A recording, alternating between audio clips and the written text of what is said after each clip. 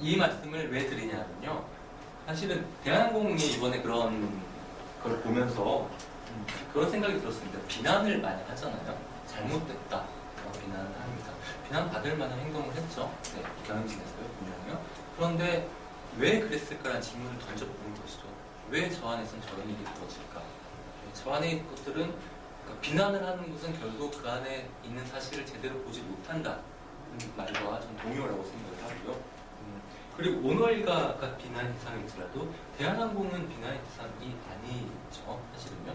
대한항공은 하나의 치유의 대상이고 그 안에서는 굉장히 다양한 그 문화적 역동이 있기 때문에 무엇인가 그 문제가 발생을 했다라는 측면에서 좀 접근을 해보는 것이 필요하다는 생각을 했었습니다. 이건 순전히 가설이죠. 들어가지 못했기 때문에 예, 짧게 말씀드려보겠습니다. 네, 그냥 요것도 하나 적용을 시켜보는 거거든요. 연습으로요. 신화부터 먼저 들어가고 있습니다. 네, 이거는 홈페이지에 있는 신화거든요. 역사가 1969년 한진그룹의 대한항공공사를 인수한 이유 어디서 많이 보던 거네요. 네, 아까 에테드에서 보던 겁니다. 그렇죠. 네. 한진그룹부터 시작을 합니다. 근데 인수를 당했어요. 대한항공공사가요. 네, 일단 한진으로부터 시작되는 것들을 계속 얘기를 하고 있습니다. 네. 그리고 또 하나 이것도 홈페이지 작품인데요. 조중훈 창업회장이라는 사람이 있었습니다. 그 대한항공 모그룹, 한진그룹 뭐 이렇게 해서 한진그룹을 창업하고 대한항공을 떠났고 대한항공을 엄청난 일종의 국영같이 경영을 하면서 키워왔죠. 정치를 떠나서 굉장히 기업가적인 정신을 가지고서 기업가형 회사를 키웠다고 저는 생각을 합니다. 예, 조중훈 창업회장은 이렇게 했었어요. 네. 그리고 보면은 국익우선, 공영, 그래서 전부 다 그 쓰고 있는 단어를 보면은 국가대표라는 것이 계속 들어가고 있죠. 네. 그리고 이거는 위키피디아. 실제 객관적인 시각에서는 이렇게 보고 있더라고요, 시나리오요. 1929년에 신용옥이 조선비행학교를 설립했고요. 그 다음에 대한항공공사가 만들어졌습니다. 그리고 이것이 나중에 민영화됐죠. 한진 상사에서 이런 식으로 원래의 기원은 아마도 전제를 한다면 그 안에 있는 사람들은 대한항공공사에 기원을 두고 있을 거다라는 가설을 좀 해보고 실제 인터뷰 안 해봤기 때문에 모르지만요. 그렇게 일단 가설을 세울 수가 있습니다. 네. 그리고 대한항공공사는 민영화되기 이전의 국영이었죠. 예. 그리고 실제로 경영도 그런 식으로 조중 시대에 그런 식으로 했었습니다. 네.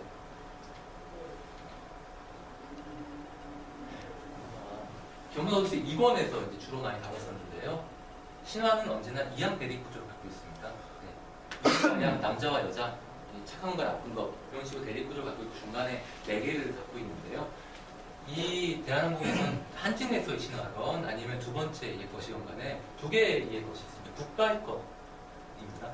그리고 사적인 것을 대립 구조를 갖고 있어요. 네. 민영화라는 단어가 있고요. 국가의 것이 인수당했습니다. 그런데 그렇다면 보통 점령자가 돼야 되는데 창업자 역할을 어느 정도 할 수 있었던 것은 기업가 정신과 사명감이 있었다고 보여집니다. 네. 창업회장 때, 선대 때가요. 네. 그리고 또 이게 나름 또 한진이에요, 이름이요. 한민족의 전진. 그리고 특이하게 운수수송만 하잖아요, 한진그룹이요. 한진그룹도요. 네. 그런 어떤 업의 소명도 있었기 때문에 대한항공 거기에 적합했고 그래서 사실은 이런 식으로 성장을 해 나왔는데 무리가 없었고 사람들의 응집력이 굉장히 강하게 형성이 되었을 것이다 라고 가정을 해볼 수 있습니다. 네. 그리고 소명이 이런 식으로 형성이 됐었을 거예요. 이거는 거의 확실한 것 같습니다. 엠베서더요. 대사입니다.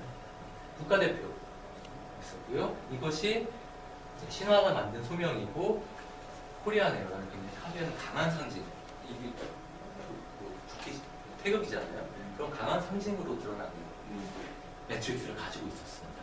네, 이런 식으로 그려볼 수 있거든요. 그리고 아까 이거 매트릭스 층을요. 네. 여러분 해석 한번 해보시면 재밌을 것 같아요. 네? 인터뷰를 몇 개 해주시는데 국가라는 국가와 사적인 영역에서 국가라는 위치를 차지하고 있는 신화입니다. 그리고 굉장히 강한 엠베서더 칼이라는 이런 굉장히 강한 상징 이 축을 갖고 있는 신화가 있었습니다. 공적인 영역이죠. 국가라는 영역이 국가대표. 네. 그렇기 때문에 한진그룹이 이걸 통과해도 대한항공 안에서는 대한항공인 거예요. 딴 데는 한진그룹입니다. 대한항공 사람은 자기가 한진이라기보다는 대한항공이라고 생각을 했겠죠. 태평양 계열사가 아니라 호보형으로 있었던 거죠. 네. 그러면서 여기서 어떤 코드들이 발생했는데 이것도 제가 이걸 저번에 강의 때 처음 했던 건데 이거 준비하느라고 한 달 정도 다 분석을 해봤거든요. 나오는 외부 자료들로. 그러니까 이런 코드들이 있더라고요. 아마도 국가와 관련된 것은 안전이라는 것이 있었을 테고요. 안전 문제가 많았었죠, 사실은. 그 다음에 내부적으로 인허하는 걸 굉장히 강조하고 있었습니다. 그리고 또 이런 강한 국가대표라는 앰베서더라는 특징에서 탁월함을 강조했었고요. 네. 엑셀런스 인플라이시죠. 네. 그리고 확장하고 기업가 정신이라는 부분도 있었습니다. 대사들은 어디 가서 뭘 하고 예. 가서 어디 출항하고 우리나라 최초로 어디 가게 하고 우리 국민들이 저기 실현하게 되고 그걸 연결하는 이런 역할을 했다. 이런 식으로 봐서 이런 코드들이 만들어졌을 겁니다. 내부 사람들이 있어서요. 그 코드에 따라서 무엇인가 움직이고 있다. 좀 전제할 수 있었습니다. 작업자적 공동체로부터 처음에 신용욱이라는 사람이 나중에 자살한 사건도 굉장히 영향을 많이 미쳤을 건데 어쨌든 이런 것부터 시작해서 전국적 공동체가 먼저 기업가의 회사로 진화를 했었습니다. 예, 이렇게 전제를 할 수가 있었어요. 그런데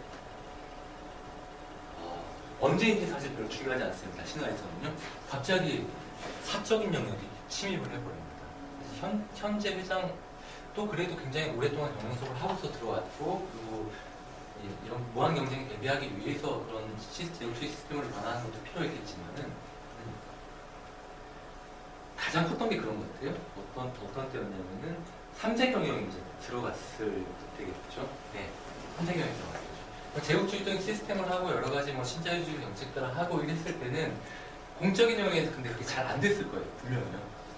왜냐하면 그 안에 있는 사람도 우리가 국가대표라는 생각을 갖고 있고 공적인 사람들이에요. 그런데 갑자기 사적인 정책들이 만들어지게 되는 것이죠. 그렇다면 안에 있는 조직체들은 마치 우리 면역 반응을 일으키듯이 면역체가 작동을 하고 있는 조직체이거든요. 그럼 면역체가 작동을 했을 거예요. 신화학이면요. 그러면은 그 사람들은 어쨌든 이게 싫은 거예요. 거부를 하죠. 자기도 잘 몰라요. 싫어요. 거부를 하고 있다 보니까 하지만 정책은 해야 되죠. 그렇다면은 경영진에 택할 수 있는 것은 두 가지죠. 하나는 이걸 알고 기업 문화의 변화를 시도를 하거나 좀 불행히도 그걸 몰랐던 것 같고요. 전체주의적인 정책을 시행을 했습니다. 네. 극적인 이런 것들이 이제 있었죠. 5명 자살하기. 그 자살한 거는 이건 좀 조직체적인 관점에서는 신화에 자리 잡고 있는 자살에 대한 테마도 연관이 좀 있는 것 같아요. 그리고 중간에 있던 큰 구조조정이 있어서 남아있는 사람들이 신의를 지킨다는 이런 우익적인 것들이 있는데요. 이런 것들. 이거 옐로 카드죠. 인사를 하지 않고 무성의한 인사 때도 불리한 부착하면 감시 처벌하는 거죠. 전체주의 정책을 문대문 학생들 직원들과 서로 감시. 이쪽 부서에 있는 사람들은 저쪽 비행기 태웁니다. 그래서 작성을 하게 하죠. 어떻게 하는 건지. 감시와 처벌의 메커니즘이 생겨났죠. 이 신화의 축에서 새로운 하나의 축이 더 생기겠습니다. 감시와 처벌이라는 축. 관리 시스템을 아까 만들었죠. 이것도 이렇게 이해해보면 되는데요. 국가대표는 모욕적이죠. 예. 우리가 회사를 이렇게 키워왔고, 그리고 우리가 국가대표로서 먼저 왔는데, 나중에 들어오는 너희들이 뭘 안다고? 예, 이런 것들에 모욕감을 굉장히 느꼈을 거다라고 좀 볼 수가 있습니다. 요축을 하나 그려보이는 그 접점에서 그려볼 수가 있고요. 또한 이것이 이제 아주 결정적인 건데 아마 3세 경영이 제일 컸던 것 같아요. 그쪽에서는 뒤에 들어온 사람들은 아까 조직문화의 세 개의 법칙이 있었잖아요. 후속의 법칙과 교류의 법칙과 교류의 균형을 맞추는 법칙 그리고 사회의 법칙이 있었는데요. 이게 그냥 완전히 위배가 됐습니다. 네. 뒤에 들어온 사람들은 직급으로는 맨 위에 있고 경영자일지 몰라도 문화적으로 뒤에 있습니다. 어쩔 수 없어요. 법칙이기 때문에. 리더 위에 가라도 그 사람은 뒤에서 어떻든 간에 리더십을 발휘한 전략을 택했어야 됩니다. 근데 이거는 완전히 무시가 됐었죠. 네. 혹은 3세 경영자들은 주고받음의 균형을 맞추려는 것은 이거는 그러니까 내가 줬으면 그만큼 받아야 되거든요. 네. 근데 3세들이 와서 만약에 회사에 혁혁한 공을 세웠어요. 엄청나게 큰 사업을 벌여서 성공을 하거나 그랬으면은 서열의 법칙이 위배돼도 저 사람 훌륭한 경영자야. 우리에게 뭔가 많이 줬네. 거기서 이걸 균형을 할 수가 있는데 이분도 위배가 됐습니다. 또한 기존의 국가대표로서 갖고 있던 소속감 그것 자체를 완전히 부정당하게 됐으니까 이거는 조직체 헌법칙이라는 그 세 개의 법칙이 전부 다 위배된 상황이 만들어지는 거죠.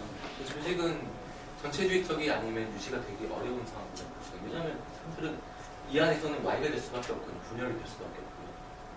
기능군 측면에서 봤어도 전사들은 노예가 됐습니다. 그 직군으로 볼 때는 그 객실 승무직이 이제 전사들이겠죠. 네, 승무원들이요.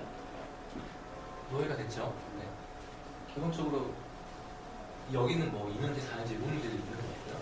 그리고 성직자가 수호할 성스러운 횃불, 그러니까 우리 예를 들어 HR, HR은 기본적으로 이 조직이 갖고 있는 가치를 지키는 사람들입니다. 횃불을 지키는 사람들이죠. 근데 국가대표와 그런 공적인 횃불들이 사라졌어요. 그러니까 지켜야 될 횃불이 사라졌는데 뭘 존재 이유가 사라진 것이죠. 그러다 보니까 아까 말씀드렸던 시키는 대로 하는 거죠. 시키는 대로 하고 이게 이번 대한항공 사태에서 임원진이 우리로 상식으로 우리는 납득되지 않지만 한편에서는 그 안에서는 반드시 그렇게 해야지 살아남을 수 있는 것들을 너무 당연하듯이 저질렀죠. 근데 이거는 문제는 이 뭐 나치에서 나오는 얘기인데 사실은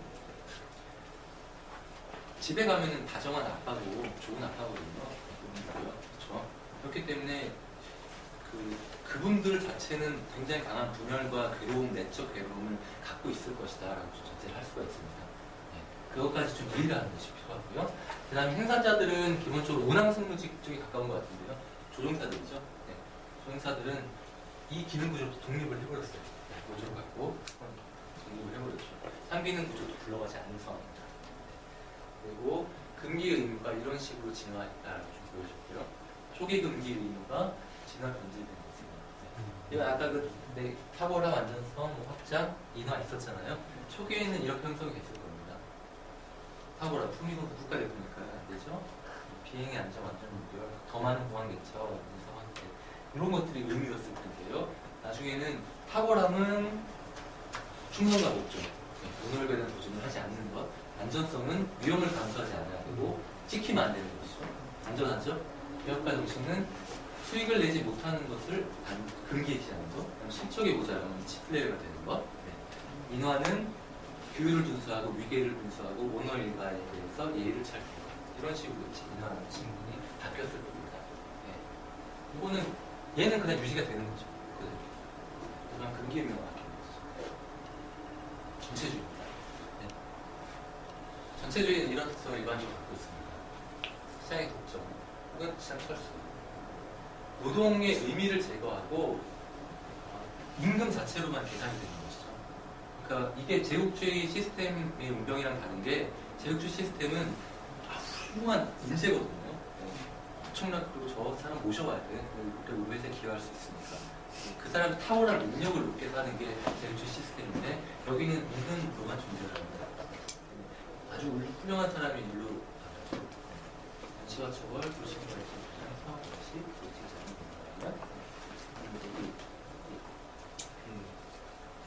네, 주로 사회적 분열을 이해를 합니다. 어떤 사람이요? 바로 옆에 있습니다. 예, 가설이지만은 이런 식으로 하자면 대한항공 현재 모욕감으로 상처받고 전체주의로 고통받는 조직체고 최근에 만들어진 또 하나의 트라우마가 생긴 거죠. 엄청난 트라우마가 생긴 거죠. 그거는 아까 이렇게 신화의 층이 있었고 여기 시스템의 층이 있었잖아요. 여기 밑에 트라우마의 층이 하나 생긴 겁니다. 네. 여기 또 이렇게 만들어지거든요. 이거는 사실은 경영진을 포함한 조직 구성은 모두에게 해당된다고 간주를 하기야 저는 이제 그 조직을 볼 수 있다고 생각을 하고요. 치유의 가능성, 지금 이렇다는 걸 인정하는 것 필요하고요.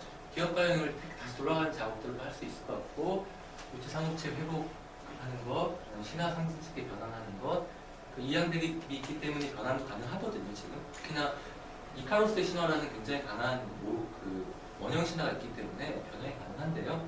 새로운 구리의 문체가 이런 작업들을 만일에 뭐 거기 조율 변화 작업을 하면 하겠죠. 그런데 이 모든 것들이 아까 그런 게 있었잖아요. 너는 나의 친자이다. 넌 나의 딸이다라는 것이 없으면은 친딸이다가 없으면 모든 것이 다 무산되듯이 여기도 기본적인 게 있습니다.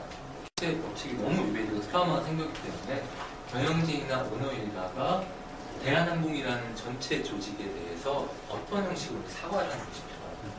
요거만 해도 저는 요것만 해도 변화가 바로 저는 된다고 생각하거든요. 저는 또 이렇게 조직 문화 이런 치유에서 이렇게 뭐 조직 세우기라는 요 기법도 있는데요. 그런 기법에서는 정말로 요 하나가 엄청난 변화를 일으키기도 합니다. 그 이후에 경영진에 의해서 애초에 인수를 당하고 뭐 이런 것들에 대한 새로운 신화를 만들고, 그다음에 3세 경영자들의 리더십을 아까 서열의 법칙을 유지를 하거나 혹은 어떤 크게 공헌할 수 있는 기회를 만들어주거나 그 사람들이요 경영진에게 인정받게 되고 뭐 이런 작업들이 있지 않으면은 사실상 지금 현재 기업문화 소통위원회 이렇게 만들고 하는 작업들은 기본적인 트라우마 상태 안에 있기 때문에 저는 성공을 거두기 좀 어렵지 않을까 생각이 됩니다. 그 시도 자체는 굉장히 좋지만요. 네, 지금까지 이렇게 해봤습니다. 이 두 개 그림 좀 마무리 지을까 합니다. 르네 마그르트라는 초현실주의 화가 그림 일부를 둘 다 가져왔는데요. 둘 중에 어느 쪽이 아름다우세요? 왼쪽이. 네, 그래도 왼쪽이 아름답죠. 네. 둘 다 붙여놓은 거죠. 굉장히 신화적 사고에서 늑대인간 뭐 이런 것처럼 이질적인 것들을 서로 붙여놓고 하는 것들이 우리의 기업 문화를 만드는 사고인데요. 아무래도 인어공주가 생선사람보다는 나을 것 같습니다. 예술적으로는 굉장히 문제겠지만 이것이 이렇게 볼 수 있을 것 같아요. 어떤 기업이나 조직 같은 경우에도 두 가지 좀 필요 조건이 있습니다. 이거죠. 이윤과 성장이 있어야지만 그 조직이 존재할 수가 있습니다. 반드시. 근데 또 하나는 사회적 응집력이 필요합니다. 어떻게든 간에 거기는 문화가 생길 수밖에 없으니까요. 이 두 가지 절대적으로 필요가 있습니다. 근데 둘은 만드는 사고의 방식이 좀 다르거든요. 이쪽은 통합하고 꿰어 맞추고 무시간적이고 비언어적이고 이런 측면이 있는 거예요. 이쪽은 분리정렬하고 시간 배역적 언어적이고 이쪽이 엔지니어라는 이쪽에 있는 거 대충 가지고서 뭐 툭탁툭탁 만드는 어쨌든 간에 꿰어 맞추려고 하는 그런 사고가 작동을 합니다. 두 가지 사고를 동시에 좀 바라보는 것이 필요하지 않나 생각을 합니다. 마지막으로 표지 설명 드리려고요. 궁금해하시는 분이 많아서 이 그림은 히에로니무스 보슈라는 중세시대 화가인데 지옥도 일부입니다. 여기 불이 같잖아요. 이게 아니라 자세히 보면 이렇게 괴물이 지옥에 있는 괴물이 인간을 삼키는 거거든요. 아까처럼 한쪽이 한쪽을 삼켜버린 사람이 발생을 합니다. 인간성이라든가 인간적인 기업 문화를 경영이 삼키거나 혹은 거꾸로 기업 문화가 너무 강해서 경영적인 걸 삼켜버릴 수도 있거든요. 그게 학자형 조직인 거죠. 그냥 자기들의 생존을 위해서만 있는 조직이 될 수도 있습니다. 성장을 안 하고요. 근데 둘 중에 하나 어떤 것도 삼키면은 분열적인 현상이 발생하기 때문에 정신분석이 좀 필요하고 이렇게 존재하는 것이 가장 적절합니다. 중국 신화의 상조 신화 중에 하나의 여와 보켓인데요. 남성적인 것, 여성적인 원리, 우리의 개념은 기업 문화와 경영적인 것들이 서로 좀 경영이겠죠? 작동하고 있습니다. 서로 조화를 이루어서 존재할 때 굉장히 잘 존재할 수 있다는 것이고요. 그러기 위해서는 경영과 기업 문화적, 남성적인 원리, 여성적인 원리를 매개하는 것이 필요합니다. 이 두 개를 동시에 보고 매개하는 것. 인간 사회를 만든 것은 이 두 사람이 아니라 사실은 뱀과 사과였죠. 중간에서 이런 것들을 매개하는 것들에 굉장히 중요하지 않을까 하는 말씀을 드립니다. 저는 오늘 강의도 계속 그랬고 저의 소명이자 굉장히 한계는 저는 테라피스트로 좀 한계가 젖어 있고요. 그리고 성격도 그렇고 제 유형인데요. 테라피스트이자 이제 글을 쓰는 이쪽으로 한계가 젖어 있다면 여기 계신 여러분들은 그것이 아니라 트랜스포머라고 저는 생각을 합니다. 트랜스를 할 수가 있는 것이죠. 여러분이 갖고 있는 조직, 여러분이 속해 있는 조직, 작고 크고 간에 그런 것들을 바꿀 수 있는 그런 트랜스포머가 될 수 있고 여기서부터 시작한다면 충분히 가능하지 않을까 하는 말씀을 좀 드리고 싶습니다. 네, 오랜 시간 동안 경청해 주셔서 감사드립니다.